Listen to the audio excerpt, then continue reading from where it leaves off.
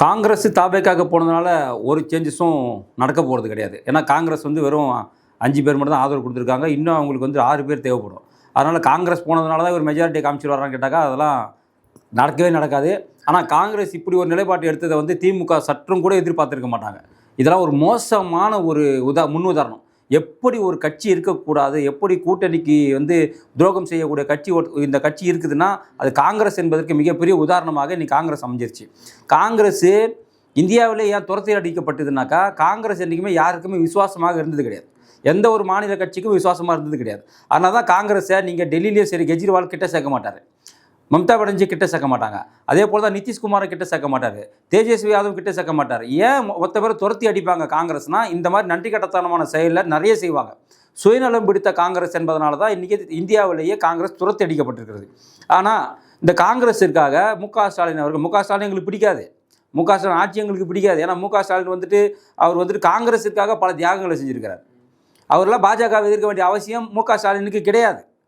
முக ஸ்டாலினுக்கு பாஜகவை எதிர்க்க வேண்டிய அவசியமோ, பாஜக அரசாங்கத்தை எதிர்க்க வேண்டிய அவசியமோ, பாஜக நலத்திட்டங்களை எதிர்க்க வேண்டிய அவசியமோ, பாஜக கொண்டு வரக்கூடிய நல்ல விஷயங்களை எதிர்க்கக்கூடிய அவசியமோ ஸ்டாலினுக்கு கிடையாது. ஸ்டாலின் ஏன் அதெல்லாம் செஞ்சார் அப்படின்னா, பாராளுமன்றத்தில் செஞ்சார், இங்கே நிறைய ஆர்ப்பாட்டங்கள் போராட்டங்கள் பிஜேபிக்கு எதிராக ஏன் செஞ்சார் அப்படின்னா அதற்கு காரணம் ராகுல் காந்தியும் காங்கிரஸும்.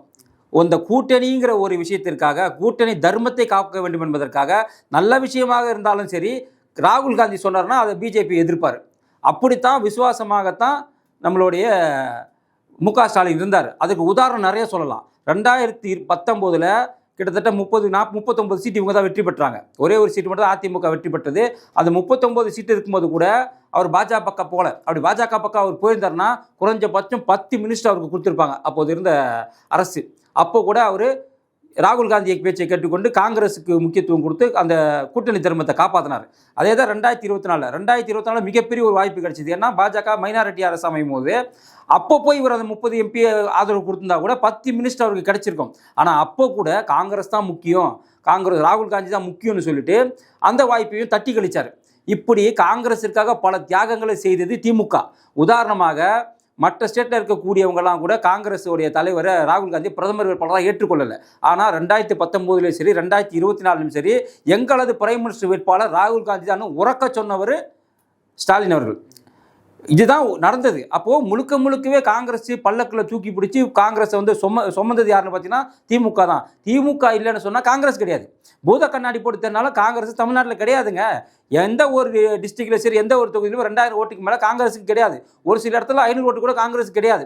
அப்படி இருக்கும்போது காங்கிரஸுக்கு 10 MP ஜெயிக்க வச்சு இன்றைக்கி 29 சீட்டை கொடுத்து ஒரு மேல் சபை எம்பியும் கொடுத்து இவ்வளவு அழகு பார்த்த ஒரு கட்சிக்கு பச்சை அப்பட்டத்தனமாக கேவலமாக இவெல்லாம் சோத்தை திங்கிறான், என்ன திங்கிறான்னு தெரியல காங்கிரஸ்காரன்.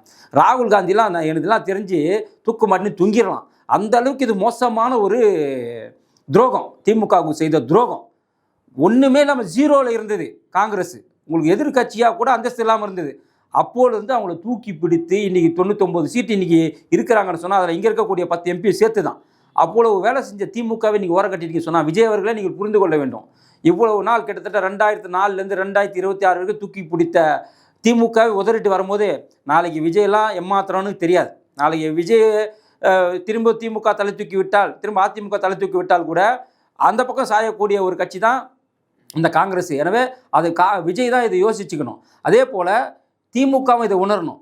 இது எவ்வளோ பெரிய படுபாதக செயலை திமுக செஞ்சுருக்கு, எவ்வளோ நலத்திட்டங்கள் மக்களுக்கு வந்திருக்கோம், எவ்வளோ நல்ல விஷயங்கள் மக்களுக்கு நடந்திருக்கோம். இதெல்லாம் இந்த திமுக காங்கிரஸ் பேச்சை கேட்டுக்கின்னு பாஜகவை கண்மூடித்தனமாக எதிர்த்ததின் விளைவு இன்றைக்கி அதை அனுபவிக்கிறாங்க. அப்போ கூட இவங்க இந்த தேர்தலில் கூட விஜயை பற்றி எதுவுமே பேசாமல் முழுக்க பாசிச பாஜக உள்ளே வந்துடும், மதவாதம் உள்ளே வந்துடும், இந்தி உள்ளே வந்துடும்னு ராகுல் காந்திக்கு ஆதரவான பிரச்சாரத்தை தான் செஞ்சாங்களே தவிர இவங்க கொஞ்சம் கூட விஜயை பற்றி விமர்சிக்கலை. இவங்க விஜயை விமர்சித்து பேசியிருந்தாலே, விஜயோட தவறுகளை சுட்டி காட்டியிருந்தாலே இன்றைக்கி திமுக ஆட்சியில் இருந்திருக்கும். ஆனால் மாறாக மக்கள் ஏற்றுக்கொள்ளாத விஷயம். நீ எத்தனை தடவை தான் பாசிச பாஜக உள்ளே வந்துடும் சொல்லுவேன், நீ எத்தனை தடவை தான் இந்தி உள்ளே வந்துடும் சொல்லுவேன், நீ எத்தனை தடவை மதவாதம் வந்துடும் சொல்லுவேன். மக்கள் சலிச்சு போயிட்டான். திமுகனாலே இவன் இதுதாயா அப்படி மக்கள் சலிச்சு போனதன் விளைவு தான் இன்றைக்கி மக்கள் மாற்றி இன்றைக்கி ஓட்டு போட்டுருக்குறாங்க. இதுதான் காரணம். அப்போ இன்றைக்கி உணர்வார்கள். யார் உணர்வானா இது திமுக இதை உணரும். இப்போ கூட ஒன்று கெட்டு போயில்லை. திமுக நினச்சாக்கா நாங்கள் பாஜகவிற்கு நிபந்தனையற்ற ஆதரவு கொடுக்குறோம், இல்லை நிபந்தனையுடன் ஆதரவு கொடுக்குறோம், எங்களோட ஆதரவு இனிமேல் பாஜகவுக்கு தான் அப்படின்னு சொல்கிறதுக்கு தான் நீ இன்றைக்கி திமுகவுக்கு வரணும். அப்படி வந்தால் மட்டும்தான் இன்றைக்கி திமுகவுக்கு எதிர்காலம். நாளைக்கே இப்போ இவங்க இந்த இந்த தொகுதிக்கு, அதாவது இப்போ இருக்கக்கூடிய விஷயத்துக்கு மட்டும் தான் ஆதரவுன்னு சொல்லலை காங்கிரஸ். மைனாரிட்டியாக இருக்கீங்க, நாங்கள் ஒரு 5 தொகுதி ஆதரவுன்னு சொல்லலை. மாறாக நாங்கள் மாநகராட்சி எலெக்ஷன்லேயும் எங்கள் கூட்டணி தொடரும், 2029 பார்லிமெண்ட் எலெக்ஷன்லேயும் எங்கள் கூட்டணி தொடரணும்னு சொல்லும் போது, அப்போ இவங்களுடைய பிரதமர் வேட்பாளர் யார் வந்துருவார்? விஜய்க்கு ராகுல் காந்தி வந்துருவார். அதிமுக கூட்டணி பிரதமர் வேட்பாளர் யார் வந்துருவார்? மோடி வந்துருவார். அப்போ இவங்க தனித்து விடப்படுவார்கள், அரசியல் அனாதையாக்கப்படுவார்கள். உங்களுக்கு போன தடவை 2024 அப்படி தான் யார், நம்மளுடைய எடப்பாடியார் அவர்கள் அப்படி தான் ஆகிட்டார். யார் பிரைம் மினிஸ்டர் வேட்பாளர்னு அவருக்கு தெரியல. அப்போ மக்கள் என்ன அவருக்கு தண்டனை கொடுத்தாங்கன்னு தெரியும், மக்கள் என்ன மாதிரியான ஒரு ரிசல்ட் அவருக்கு கொடுத்தாங்க தெரியும். அதே ரிசல்ட்டை தான் இன்றைக்கி அடுத்த தடவை திமுக அதை சந்திக்கும்.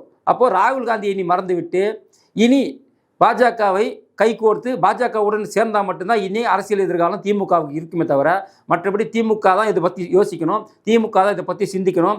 இதே போல தான் விஜய் காங்கிரஸை சேர்த்ததற்கு கண்டிப்பாக அதன் பலனை அனுபவிப்பார். காங்கிரஸை சேர்த்ததன் காரணமாக மற்ற கட்சியெலாம் இன்றைக்கி உள்ளே வர மாட்டான். அதிமுக கூட்டணி இருந்த எந்த கட்சியுமே இன்றைக்கி உள்ளே வர மாட்டாங்க. அதிமுகவை இன்றைக்கி ஆதரவு கொடுக்குமா இல்லையான்னு தெரியாது. அதே போல் இன்றைக்கி இந்த துரோகத்தை விசிகா செய்யுமா, கம்யூனிஸ்ட் செய்யுமானா தெரியாது. வைகோ ஆல்ரெடி வரமாட்டேன்னு சொல்லிட்டா, வைகோவில் வர முடியாது. ஏன்னா அவர் சொந்த சின்னத்தில் நிற்கல, இரவல் சின்னத்தில் நின்றுருக்காரு. அதே போல் தான் 3 முஸ்லீம் கட்சிகளும் அவரோட இரவல் சின்னத்தினால அவங்களும் ஆதரவு தெரிவிக்க முடியாது. அப்போ இவர் ஆட்சி அமைப்பது, பெரும்பான்மையை நிரூபிப்பு என்பது மிகப்பெரிய கடினம். உண்மையிலேயே கேவலமான ஒரு கட்சி, சூடு சுரணம் இல்லாத கட்சி, உப்பு போட்டு சோறு தின்னாத ஒரு கட்சி இருக்குன்னு சொன்னாக்கா அது காங்கிரஸ் தான்.